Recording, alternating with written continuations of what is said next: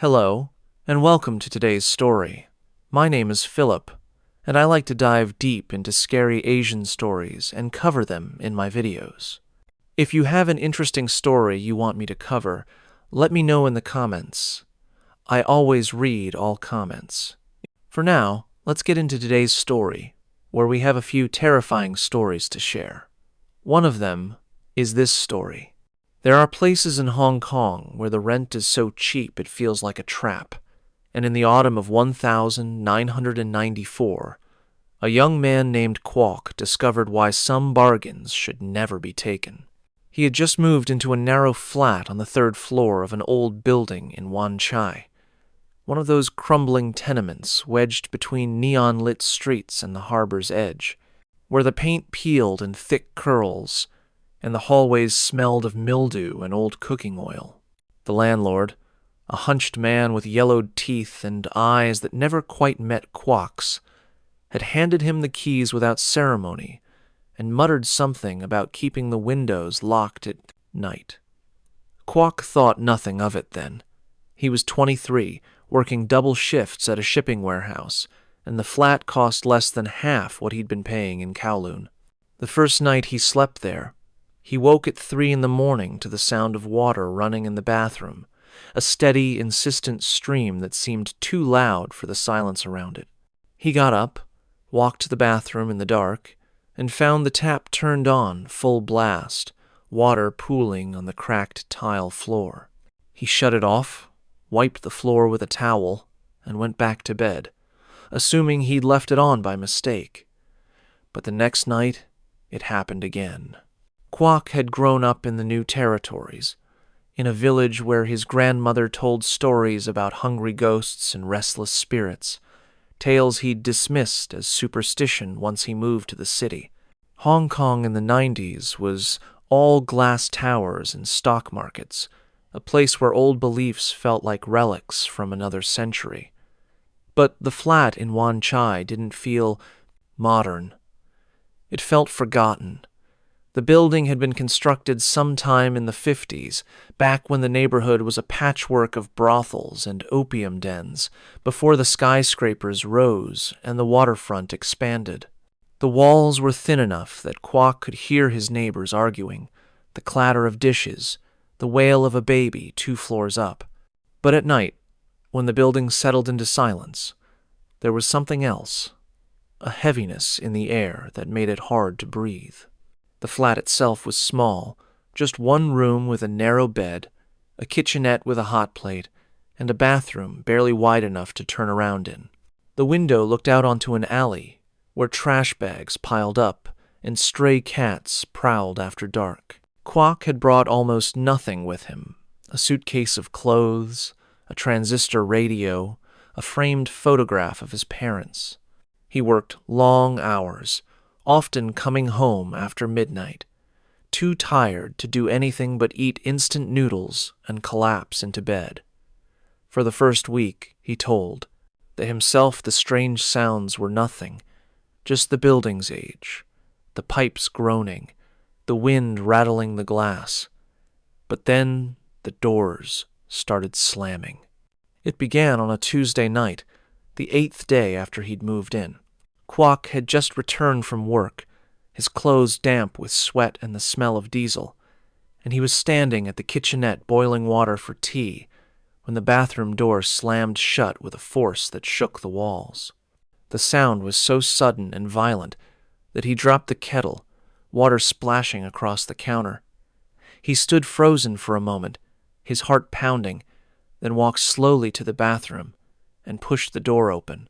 It swung easily on its hinges, revealing nothing but the same cracked tiles, the same rust-stained sink. He checked the window, thinking maybe a draft had caused it, but the window was closed, the latch firmly in place. He returned to the kitchen, picked up the kettle, and tried to convince himself it was nothing. But an hour later, as he lay in bed, with the lights off, the door slammed again, and this time he heard something else, a low, muffled sound that might have been a sob or a sigh, distant and hollow, like it was coming from inside the walls. He sat up, his skin prickling with cold, and stared at the door. It was closed. He was certain he'd left it open. For a long time he didn't move, barely breathing, listening to the silence that followed. Then he got up, turned on every light in the flat, and sat at the edge of his bed until dawn, the radio playing softly beside him, filling the room with static and distant voices. The next night it happened again, and the night after that, always at 3 a.m. The bathroom door would slam shut, sometimes once, sometimes twice in quick succession, and each time Kwok would hear that sound, faint but unmistakable, a woman crying. It wasn't the kind of crying you hear in the street or on a bus, sharp and public. This was deeper, more private, the sound of someone grieving, alone, the kind of sorrow that seeps into your bones and stays there. Kwok stopped sleeping. He would lie awake with the lights on, staring at the ceiling, waiting for the inevitable slam. He tried wedging a towel under the bathroom door, but it didn't help. He tried leaving the door wide open, propped with a chair, but it would still slam shut, the chair skittering across the floor as if shoved aside. His coworkers noticed the circles under his eyes, the way his hands shook when he lifted heavy crates. One of them, an older man named Lam, who'd lived in Wan Chai his whole life, asked him where he was staying. When Kwok told him the address, Lam's face went pale.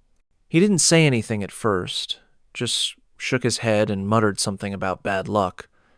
Later, during their lunch break, Lam pulled Kwok aside and told him he should leave.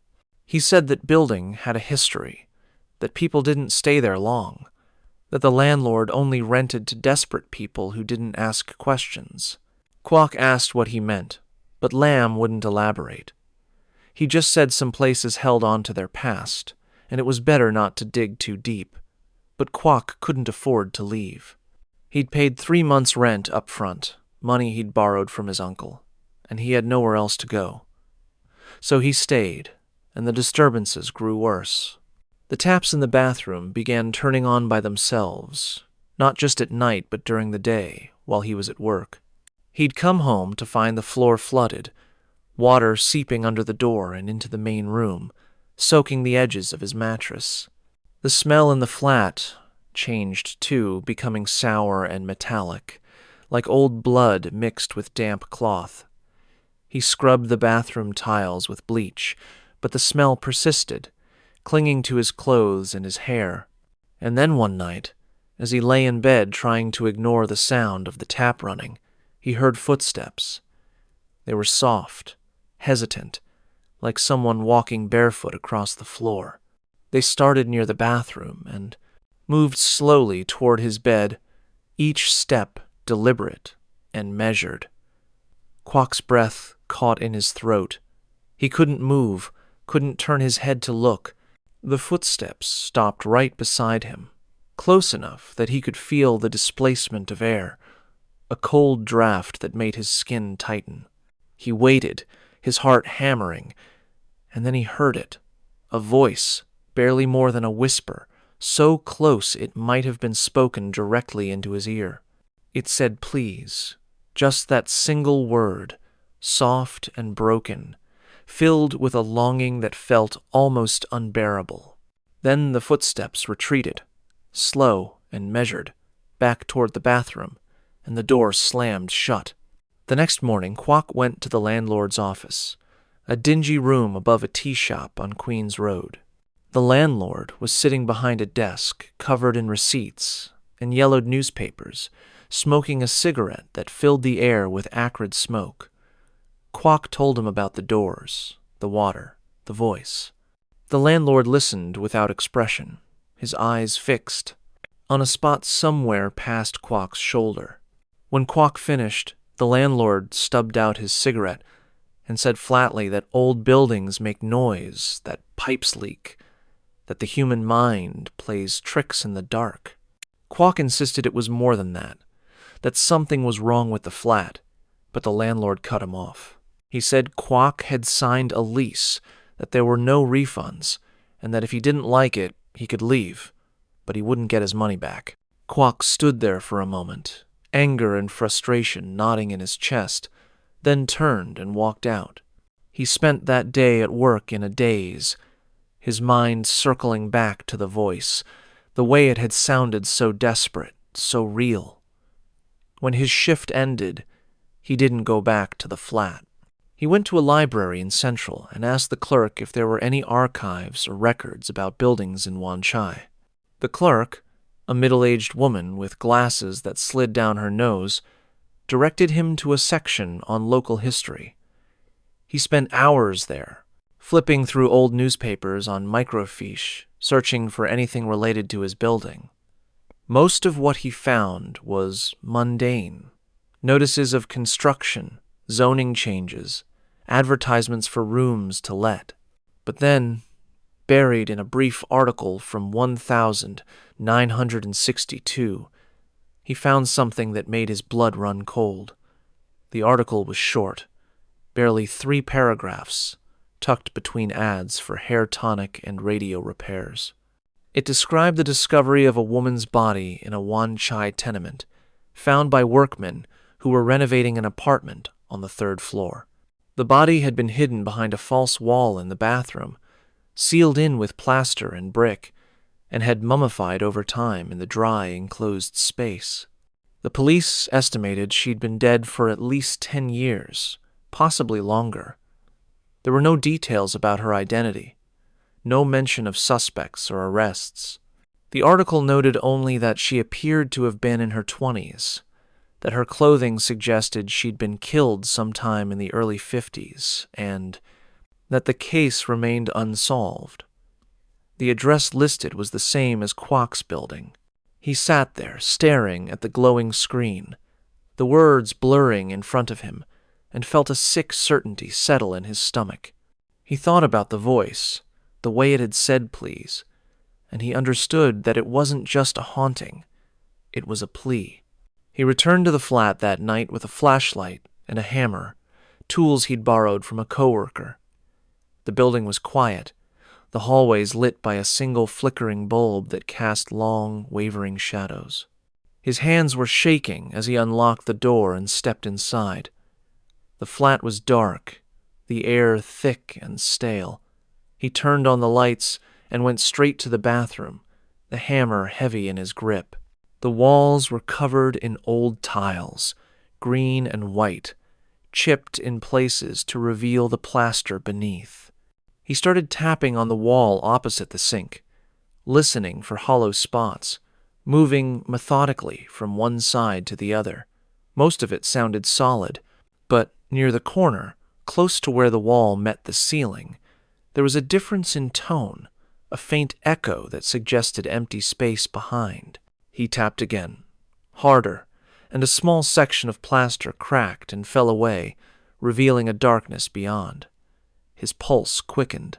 He set the flashlight on the edge of the sink, angled upward, and began chipping away at the plaster with the hammer, working carefully, his breath coming in short, shallow bursts. The plaster was old and brittle, and it came away in chunks, revealing bricks beneath. The bricks had been added later, he could tell, mortared in place with a different color cement, slightly uneven, the work of someone in a hurry. He pried at the bricks with the claw of the hammer, and one of them shifted, then another, until he'd made a hole large enough to see through. He picked up the flashlight and aimed it into the gap. At first he couldn't make sense of what he was seeing, just shapes and shadows.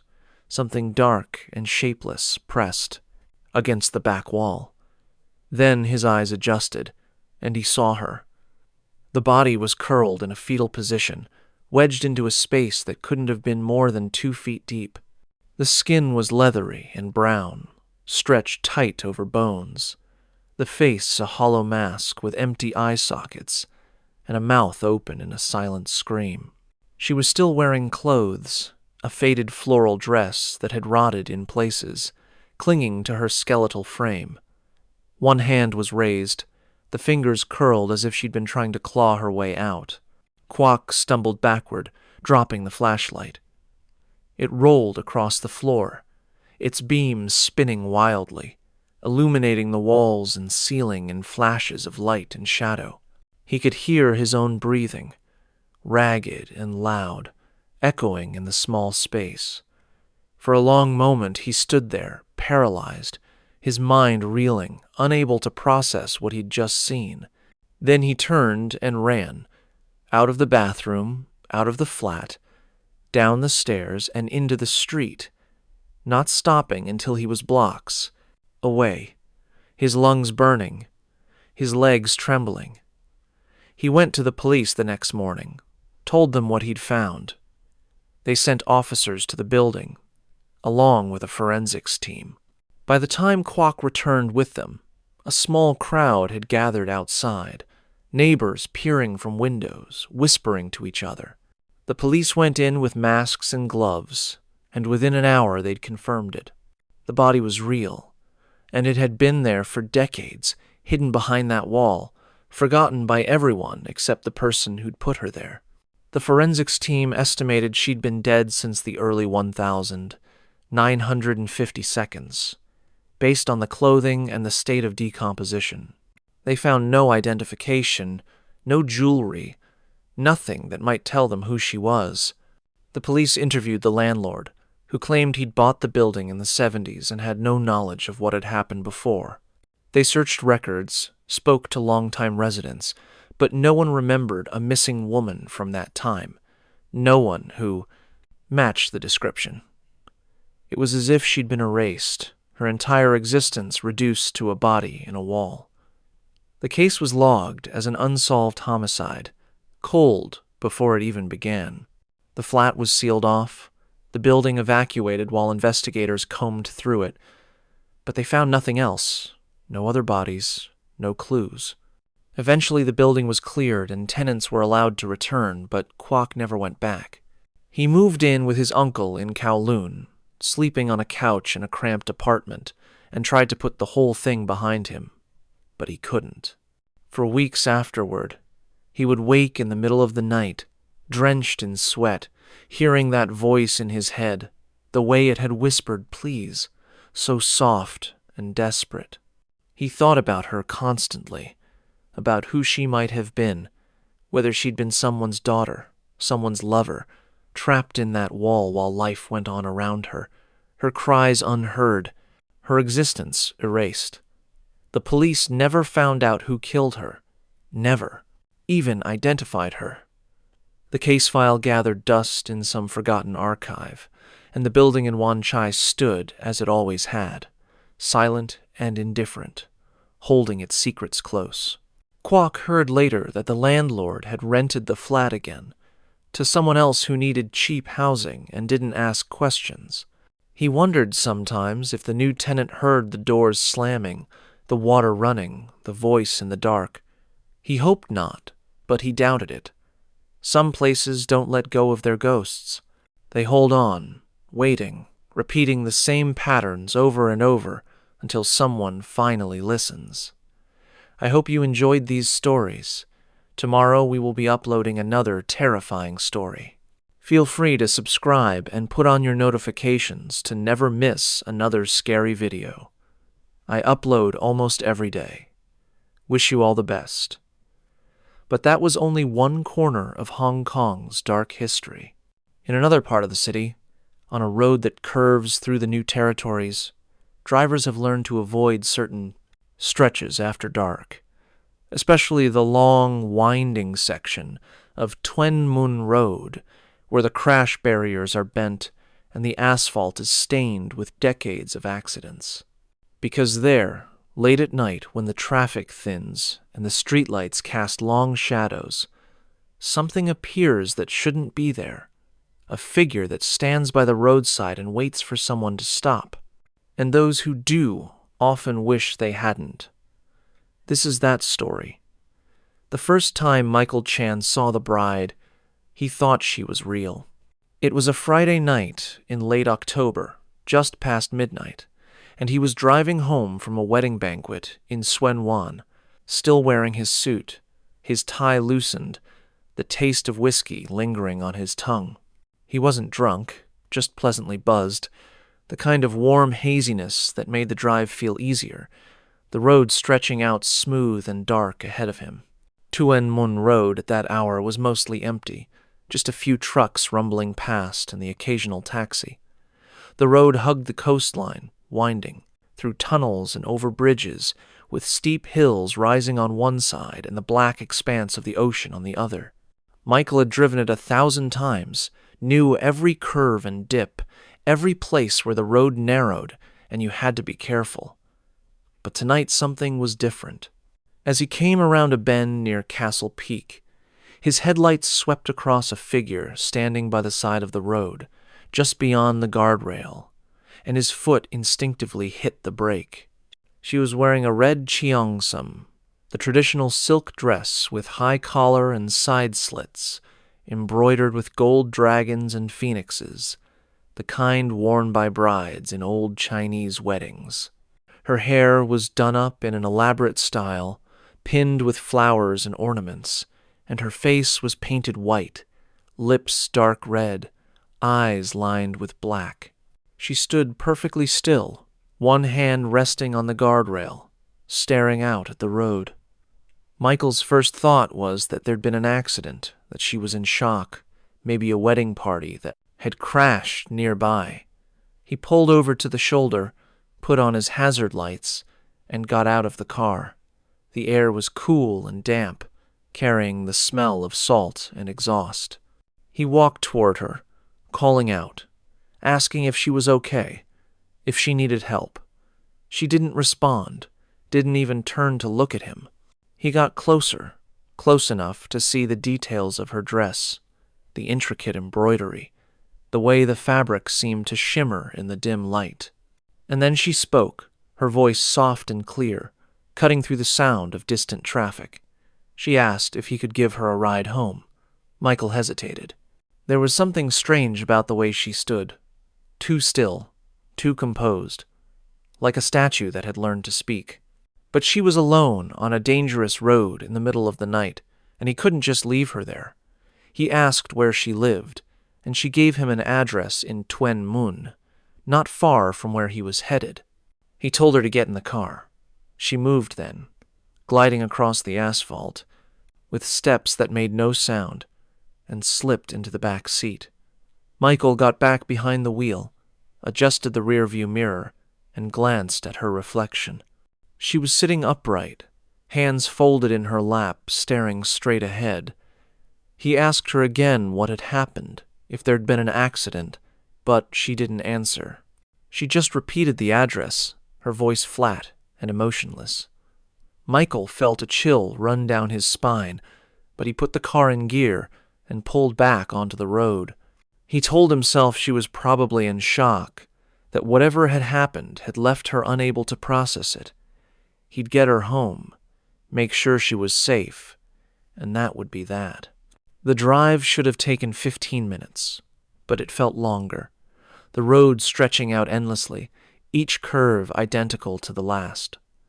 Michael kept glancing at the rearview mirror, watching her. She didn't move, didn't blink, just sat there like a doll. He tried to make conversation, asking her name, if she wanted him to call someone, but she never responded. The silence in the car grew heavier, oppressive, broken only by the hum of the engine and the occasional rush of a passing vehicle. Michael's hands tightened on the steering wheel. He thought about pulling over, telling her to get out, but something stopped him, a feeling that if he did, something terrible would happen. So he kept driving, his eyes flicking between the road and the mirror, watching her pale face, her unblinking eyes. And then, as he rounded a curve near the Tuen Moon exit, he glanced at the mirror again, and she was gone. The back seat was empty. He slammed on the brakes, the car skidding slightly before coming to a stop. He twisted around, looking at the seat, the floor, but there was nothing, no sign that anyone had been there. The door was still closed, locked from the inside. His heart was pounding so hard he could hear it in his ears. He sat there for a long moment, trying to make sense of it, then shakily put the car back in gear and drove the rest of the way home in silence. He told himself it had been a hallucination, too much to drink, exhaustion playing tricks on his mind. But the next morning, when he checked the back seat in daylight, he found something that made his stomach drop. A faint smudge on the window where a hand might have rested, and on the seat itself, a single white flower petal, the kind used in funeral wreaths. He picked it up, the petal brittle and dry, and threw it out the window, trying to shake the feeling that something had followed him home. For the next few days, he avoided Tuen Mun Road, taking the longer route through Yuen Long instead. But he couldn't stop thinking about her, the bride in the red cheongsam, the way she'd vanished without a sound. He started asking around, mentioning it casually to friends and coworkers, and that's when he heard the stories. Everyone in the new territories knew about the bride, or at least had heard someone else talk about her. The stories varied in details, but the core was always the same. She appeared on Tuen Mun Road late at night, always in the same spot near Castle Peak, always wearing the red cheongsam, always asking for a ride home. And those who stopped, who let her into their car, would find her gone before they reached her destination, vanished as if she'd never been there. Some said she'd been killed on her wedding day, decades ago, in a car accident on that exact stretch of road. Others claimed she'd been murdered, thrown from a moving vehicle, her body left to rot in the hills. There were different versions of her death, different years, different names, but everyone agreed on one thing. She was still there, still waiting, still trying to get home. Michael listened to these stories with a growing sense of dread, realizing that what he'd experienced wasn't unique, that he was just one of many who'd seen her. He started researching, digging through old newspaper archives, looking for any mention of a bride killed on Tuen Mun Road. He found several accidents, multiple fatalities over the years, but nothing that matched the specific details.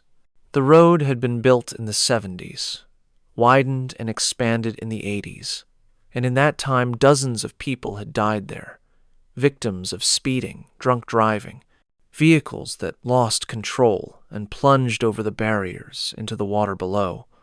But none of the reports mentioned a bride, no wedding party involved in a fatal crash.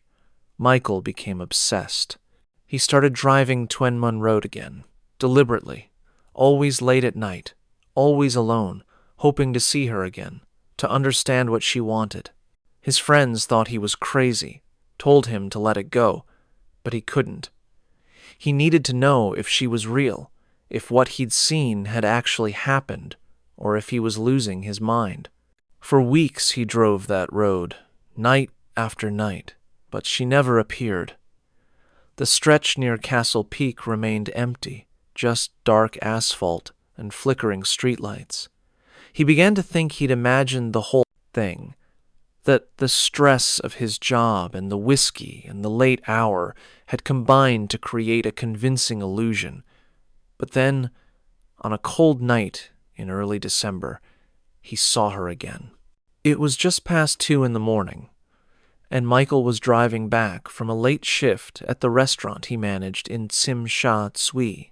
He was exhausted, his eyes heavy, and he'd almost decided to stay at a friend's place in the city rather than make the long drive home.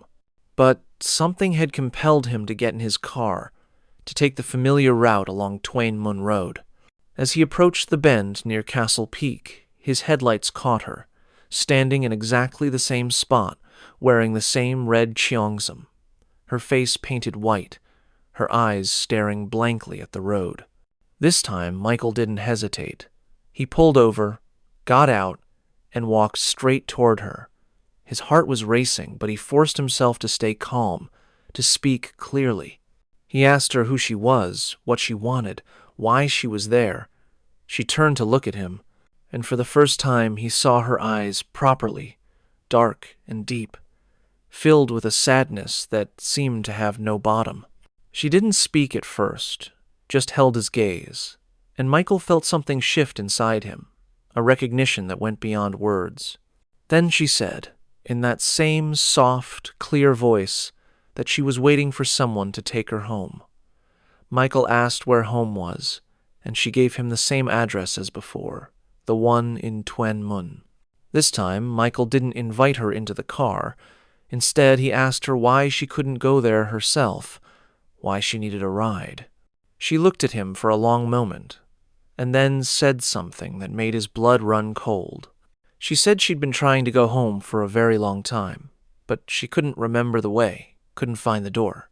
She said she'd been walking this road for years, waiting for someone to show her, but every time she got close, the way would disappear, and she'd be back here, standing by the roadside, starting over.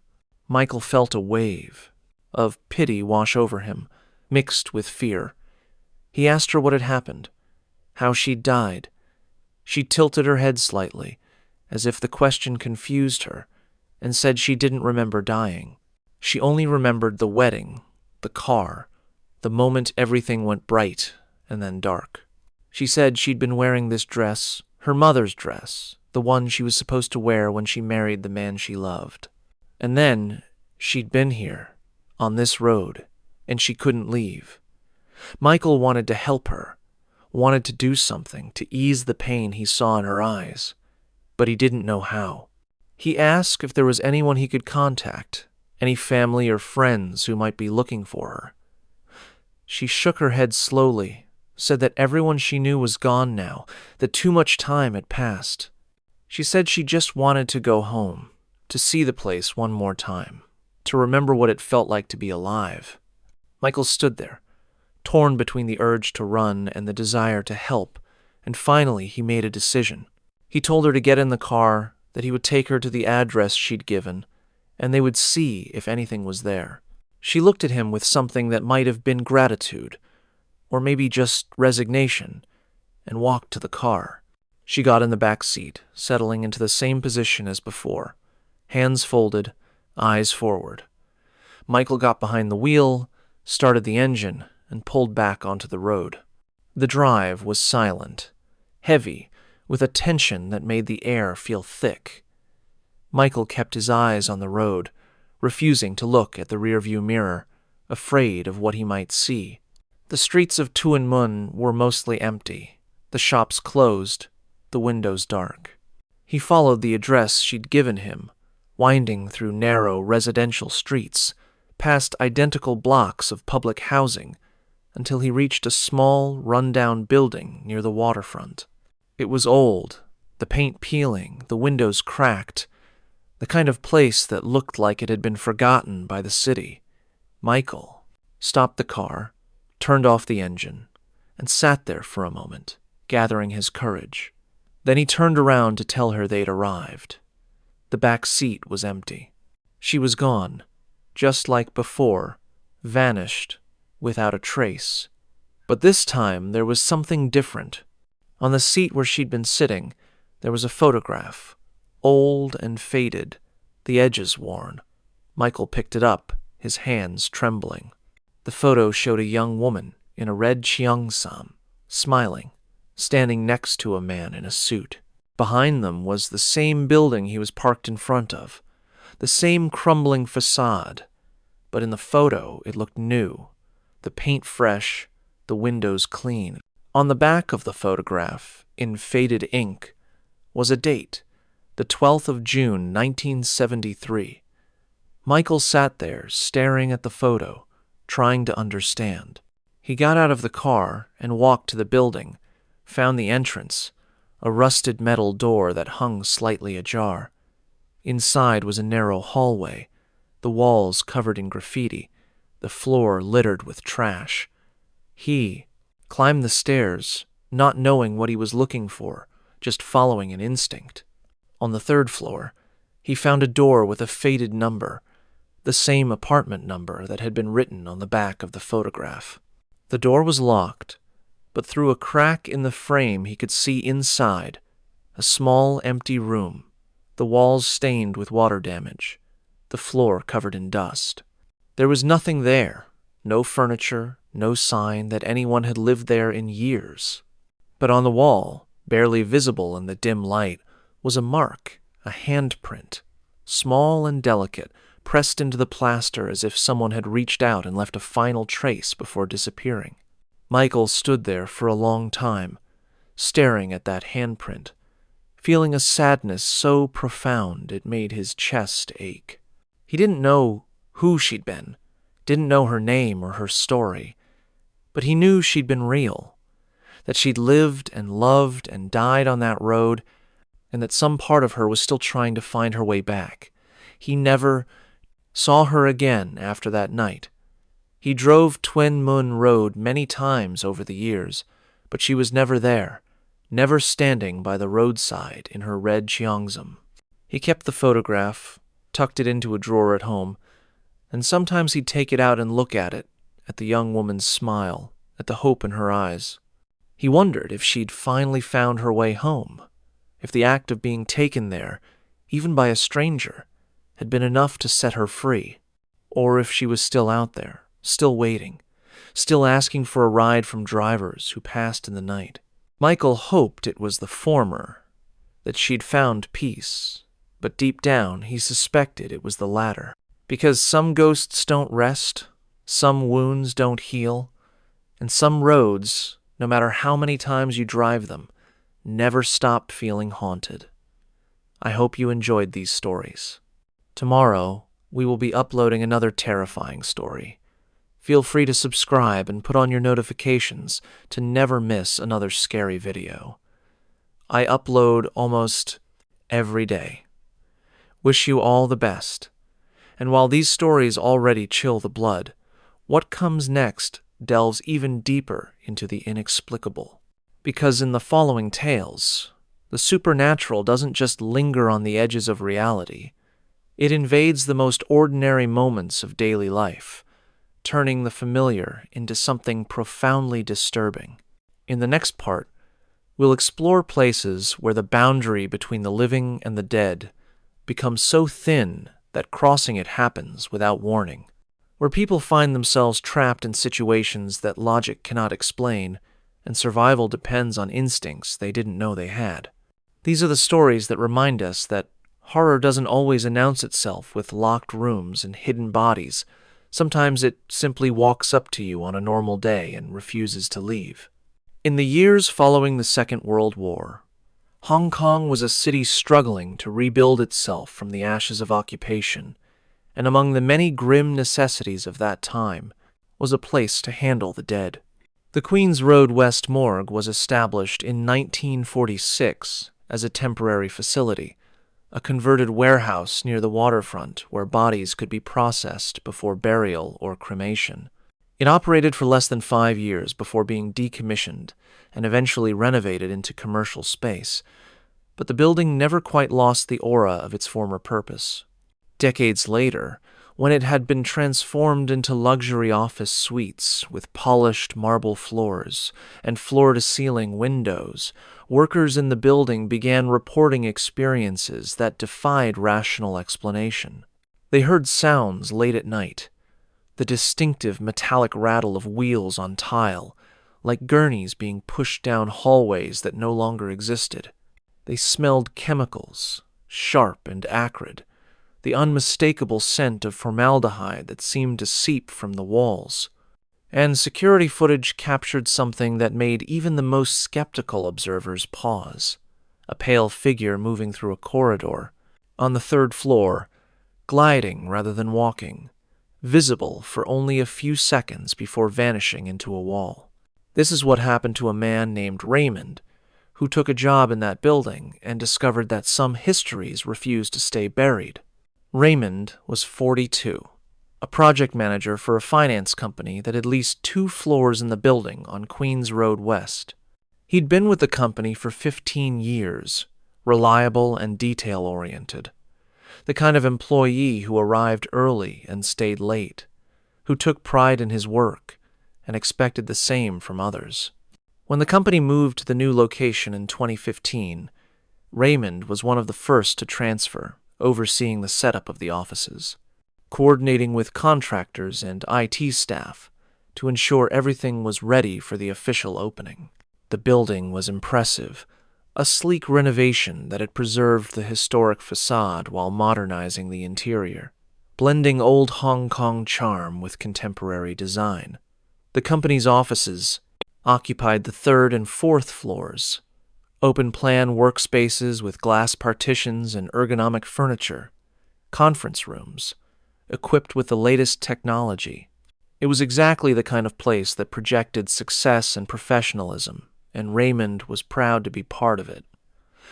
But within the first month, he started noticing things that didn't quite fit. It began with the smell, faint at first, appearing in certain areas of the third floor for no apparent reason. It was chemical, medicinal, the kind of smell you might encounter in a hospital or laboratory. Raymond assumed it was cleaning products or something related to the building's HVAC system, and he filed a complaint with building management. They sent technicians to investigate, checked the air quality, inspected the ventilation, but found nothing unusual. The smell persisted, appearing randomly, sometimes in the morning, sometimes late in the afternoon, always in the same general area near the northwest corner of the floor. Raymond's coworkers noticed it too, wrinkling their noses, making jokes about dead rats in the walls, but no one took it seriously. Then the sounds started. Raymond often worked late, long after most of the staff had gone home, and he would hear things in the empty offices, soft creaks and groans that he attributed to the building settling, the normal sounds of an old structure adjusting to temperature changes. But one night in early spring, as he was finishing up a report around 11 o'clock, he heard something distinctly different, a rhythmic squeaking, like wheels rolling across a hard surface, moving slowly down the corridor outside his office. Raymond stood up, walked to his door, and looked out into the hallway. It was empty, lit by the dim glow of emergency exit signs, the offices on either side dark and silent. The sound had stopped.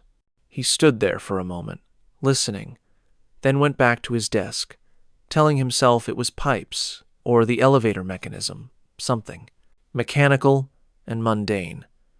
But 20 minutes later, it happened again. The same sound, closer this time, moving past his door. Raymond got up quickly, threw open the door, and looked out. Nothing. The hallway was empty, but the sound continued, now moving away from him toward the far end of the floor. He followed it, his footsteps echoing on the polished floor, the sound always ahead of him, always just out of sight around the next corner. He reached the northwest corner, where the old storage area had been converted into a break room, and the sound stopped.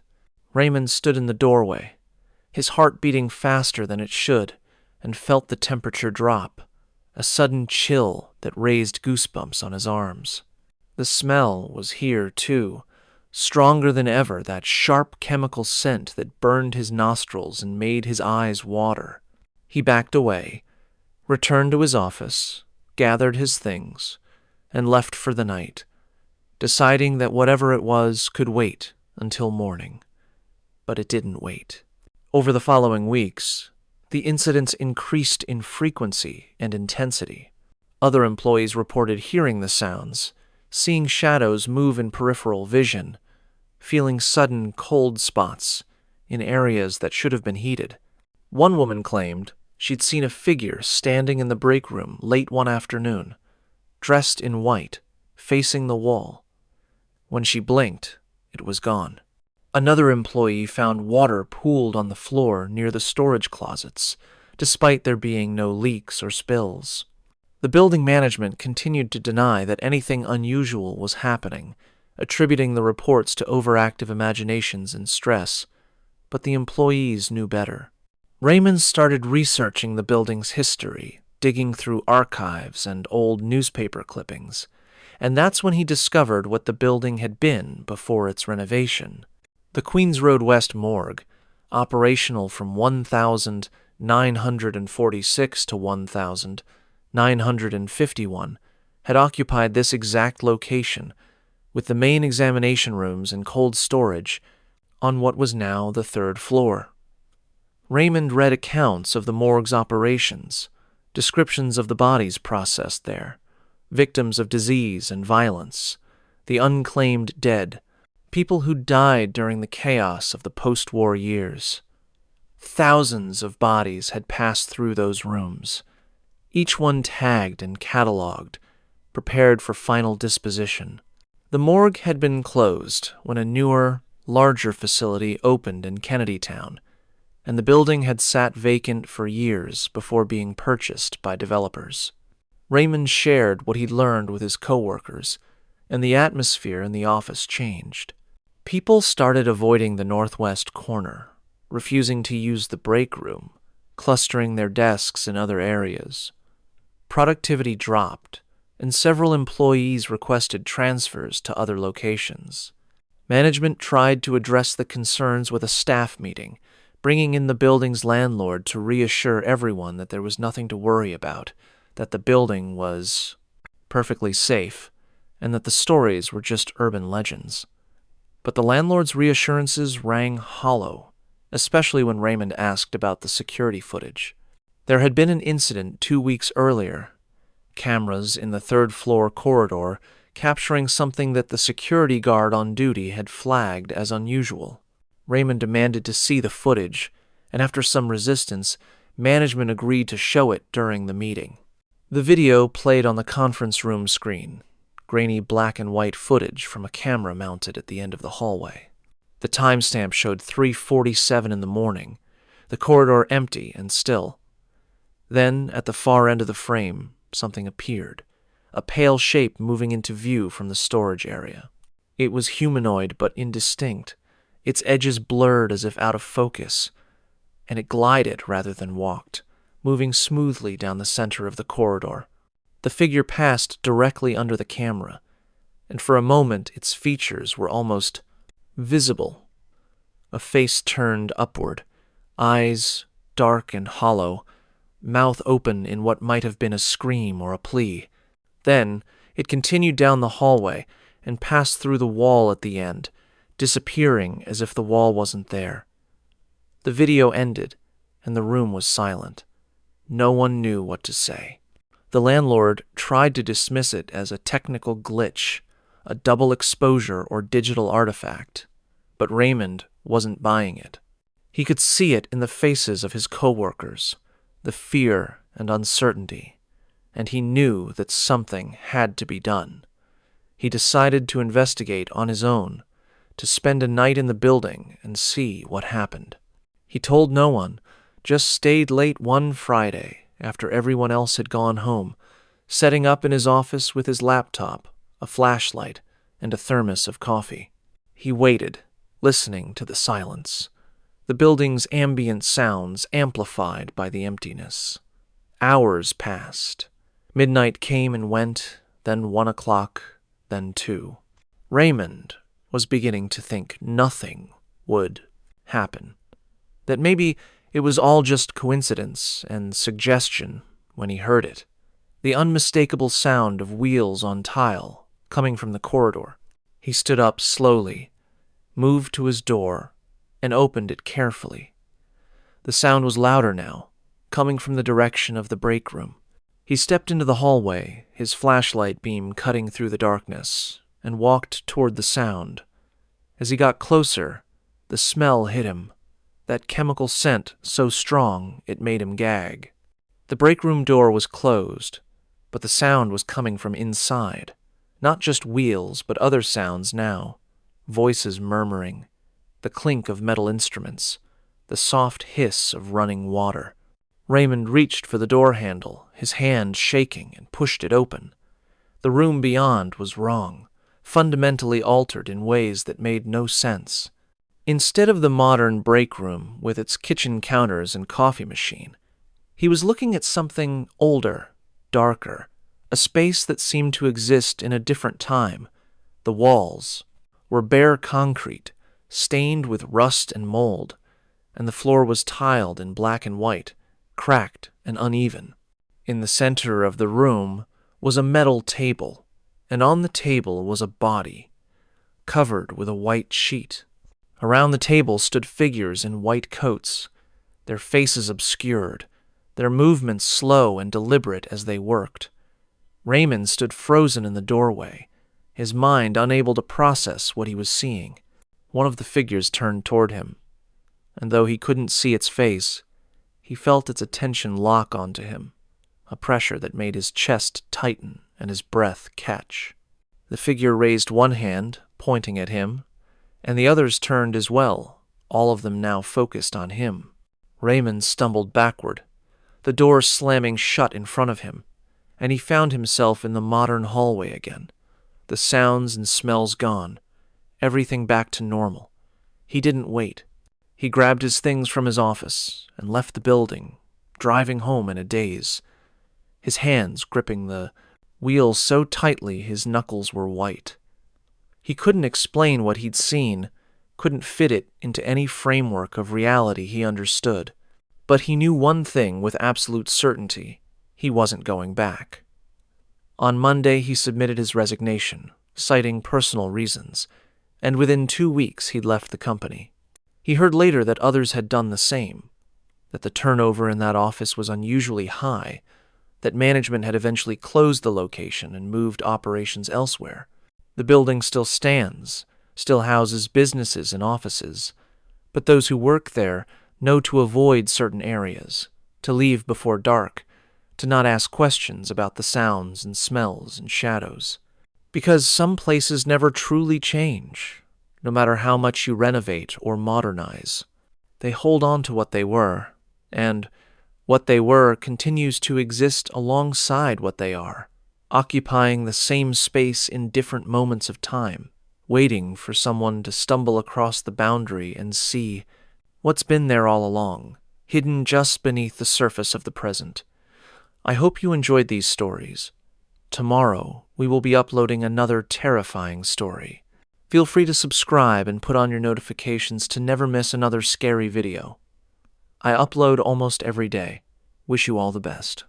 And yet, for all the horror that buildings and cities can contain, there's something even more unsettling about the open sea. The vast stretches of water that surround Hong Kong's islands and coastlines, where the boundary between land and ocean blurs, and ancient beliefs still hold sway over modern life.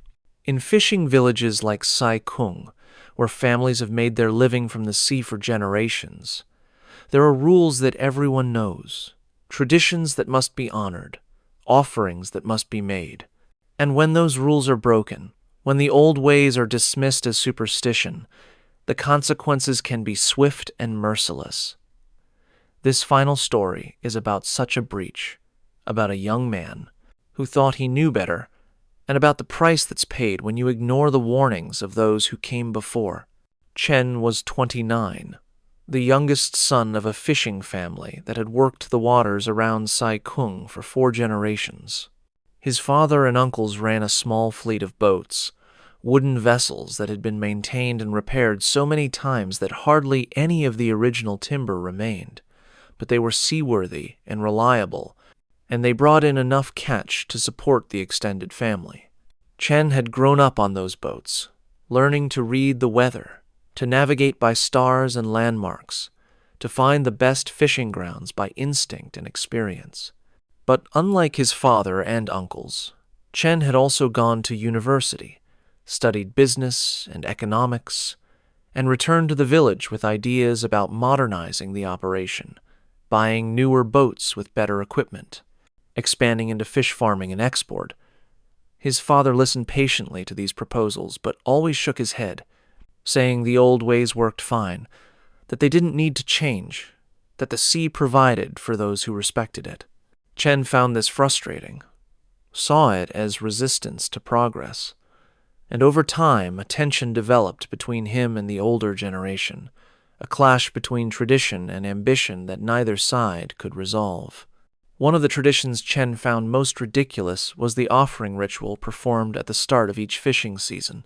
The fishermen would gather at the pier before dawn, burning incense and paper money, laying out plates of fruit and roasted meat, and setting small paper boats adrift with candles inside, offerings to the sea spirits and to the ghosts of those who'd drowned. The ritual was led by the village elder, an ancient woman named Ah Por, who claimed to communicate with the spirits, who would chant prayers and warnings, telling the fishermen which areas to avoid, which days were auspicious, which signs to watch for. Chen's father took all of this seriously, following Ah Por's instructions without question, but Chen saw it as superstitious nonsense, a waste of time and resources. He'd argue with his father about it, pointing out that weather forecasts and GPS were more reliable than folk wisdom, that success in fishing came from hard work and modern technology, not from appeasing imaginary spirits. His father would respond that some things were beyond explanation, that the sea had moods and memories, and that ignoring the old ways was inviting disaster. But Chen wouldn't listen. In the spring of 2016, Chen convinced his father to let him take out one of the boats alone, a mid-sized vessel called the Lucky Dragon that had been in the family for 30 years. Chen wanted to prove that he could bring in a better catch by using modern techniques, by following weather patterns and satellite data rather than tradition and superstition. His father agreed reluctantly, extracting a promise that Chen would at least perform the basic rituals, burn some incense, make a small offering before leaving. Chen agreed, but he had no intention of following through. On the morning of his departure, he arrived at the pier before dawn, loaded his equipment onto the boat, and prepared to cast off. The other fishermen were gathered at the far end of the pier, performing the offering ritual, and Chen could see his father among them, kneeling before the makeshift altar, his head bowed in prayer. Chen started the engine, let it warm up, and was about to release the mooring lines when he noticed something floating in the water near the bow. It was a small piece of red paper folded into a simple boat shape, drifting on the surface. Chen recognized it as one of the offerings, probably blown or carried by the current from where the others were performing the ritual. He should have left it alone, should have let it drift away, but something about it annoyed him, the way it seemed to be blocking his path, waiting for acknowledgement. He reached down with a boat hook and pulled it out of the water, intending to throw it onto the pier. But as soon as he touched it, the paper disintegrated, crumbling into fragments that dissolved in the water, leaving nothing but a faint red stain on the surface. Chen shrugged it off, tossed the boat hook aside, and cast off, steering the Lucky Dragon out of the harbor into open water. The morning was clear and calm, the sea flat as glass, the kind of conditions that promised a good day of fishing. Chen felt confident, vindicated even, as he headed toward a spot he'd identified on his charts, an area where his analysis suggested there should be a large school of fish. He reached the location within an hour, cut the engine, and began setting his nets. The work was familiar, rhythmic, and he lost himself in it, the physical labor and the satisfaction of doing things his own way. By midday, he'd set all his nets and was waiting for them to fill, drifting with the current, eating a quick lunch of rice and dried fish. The sea remained calm, the sun warm on his face, and Chen allowed himself to feel pleased with how the day was going. But as the afternoon wore on, he started noticing changes, subtle at first, but increasingly unsettling. The wind picked up, coming from a direction that didn't match the forecast, and the water began to chop, small waves slapping against the hull. The sky remained clear, no clouds on the horizon, but the quality of the light changed, becoming harsh and flat, making it hard to judge distances. Chen checked his instruments, the GPS and depth finder, and found them working normally, but he felt a growing unease, a sense that something was off. He decided to pull in the nets early, to head back to harbor before conditions worsened. But when he started hauling in the first net, he found it unusually heavy, weighed down with something more than fish. He pulled harder, the winch straining, and finally the net broke the surface, revealing not fish, but tangles of seaweed and debris, old ropes and broken wood, and something else, shapes that looked almost like limbs, waterlogged and pale. Chen stopped hauling, his heart racing, and leaned over the side to get a better look. The shapes shifted in the water, and he realized with a shock that they were dolls, dozens of them, crude figures made from cloth and straw tangled in the net. They had no faces, just blank heads, but their forms were disturbingly human, and they gave off a smell, sweet and rotten, that made him gag. Chen cut the net loose, letting it sink back into the water, and moved to the next one. But it was the same, full of dolls and debris, no fish at all. He tried the third net, the fourth, all of them the same, and by the time he'd checked them all, the sun was low on the horizon, and the wind had picked up even more, the sea now rough and unpredictable. Chen made the decision to abandon the nets and head back, but when he tried to start the engine, it wouldn't turn over. He checked the fuel, the battery, the ignition, everything seemed fine, but the engine remained dead. He tried again and again, each attempt more frantic than the last, and finally gave up, sitting back in frustration. The boat was drifting now, carried by the current, and Chen realized with growing alarm that he was being pushed further from shore, away from the shipping lanes, into deeper water. He grabbed his radio to call for help, but it produced only static, no matter which frequency he tried. His phone had no signal, the screen showing no bars despite being within range of multiple towers on shore. He was alone, adrift, and the sun was setting fast. Night fell, and with it came a darkness so complete that Chen couldn't see beyond the edge of the boat. The water around him was black, reflecting nothing, and the sky was overcast now, clouds having appeared from nowhere, blocking the stars and moon. Chen turned on the boat's lights, the small cabin illuminated by a battery-powered lamp, and tried to stay calm, to think rationally about what to do. He had food and water for several days, and eventually someone would come looking for him. He just had to wait. But as the hours passed, he began to see things in the water, shapes moving beneath the surface, pale and indistinct, circling the boat. He told himself it was fish, maybe dolphins, but the shapes were wrong, too large and moving with a purpose that felt deliberate, intelligent. And then he heard voices, faint at first, carried on the wind, but growing louder and clearer. They were speaking Cantonese, words he couldn't quite make out, but the tone was unmistakable, pleading, desperate, the voices of people in distress. Chen grabbed his flashlight and shone it over the side, sweeping the beam across the water. For a moment he saw nothing, just the black surface rippling in the wind. Then a face appeared, pressed against the surface from below, pale and bloated, eyes wide and staring directly at him. Chen jerked back, dropping the flashlight, and heard it hit the deck and roll away. In the darkness he could still hear the voices, louder now, all around the boat. Dozens of them, maybe hundreds, all calling out in that same desperate tone.